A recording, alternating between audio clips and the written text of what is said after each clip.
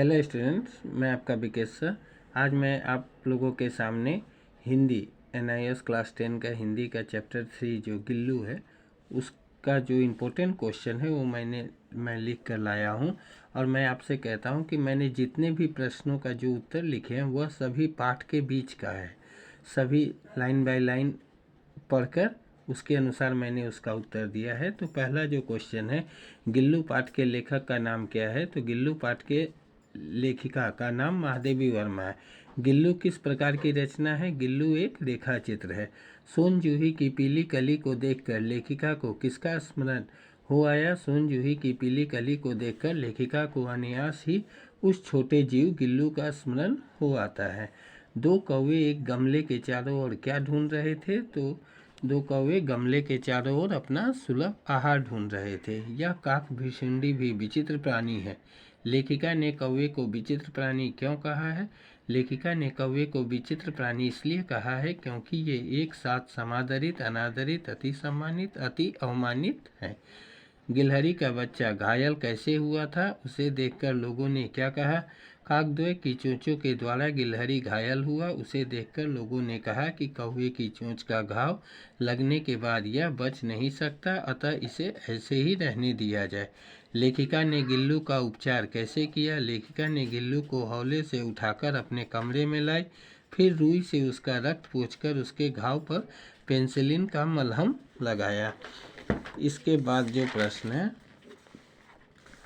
लेखिका का ध्यान आकर्षित करने के लिए गिल्लू ने कौन सा उपाय खोज निकाला? तो लेखिका का ध्यान आकर्षित करने के लिए वह जब लेखिका लिखने बैठती तब वह लेखिका के पैर तक आकर सर से पर्दे पर चढ़ जाता और फिर उसी तेजी से उतरता। उसका यह दौड़ने का क्रम तब तक चलता रहता जब तक लेखिका उसे पकड़ने के लिए न उठती। गिल्लू का प्रमुख या प्रिय भोजन क्या था? तो गिल्लू का प्रमुख भोजन काजू था। लेखिका ने गिल्लू को जाली से मुक्त करने का निश्चय क्यों किया?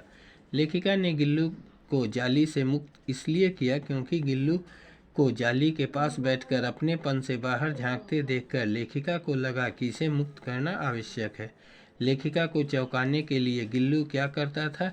लेखिका को चौंकाने के लिए गिल्लू कभी फूलदान के फूलों में छिप जाता, कभी पर्दे की चुन्नट में, कभी सोनजूही की पत्तियों में।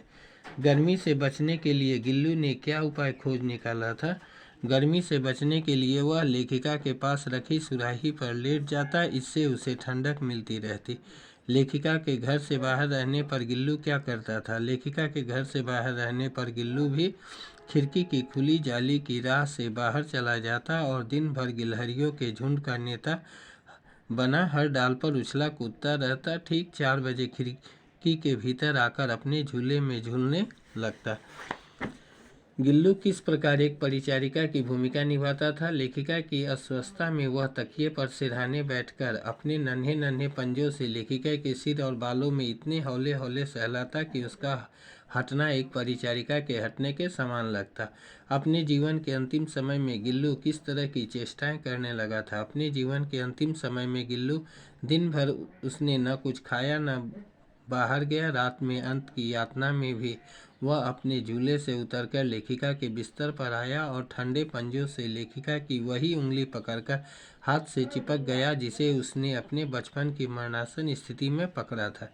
गिलहरियों के जीवन की अवधि कितने वर्ष की होती है? गिलहरियों की जीवन की अवधि लगभग 2 वर्ष की होती है।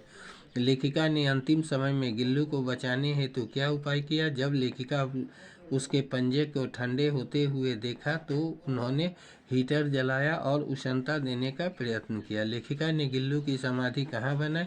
लेखिका ने गिल्लू की समाधि सोनजूही की लता के नीचे बनाई। पाठ में लघु प्राण शब्द का प्रयोग किसके लिए किया गया है? पाठ में लघु प्राण शब्द का प्रयोग गिल्लू के लिए किया गया। धन्यवाद।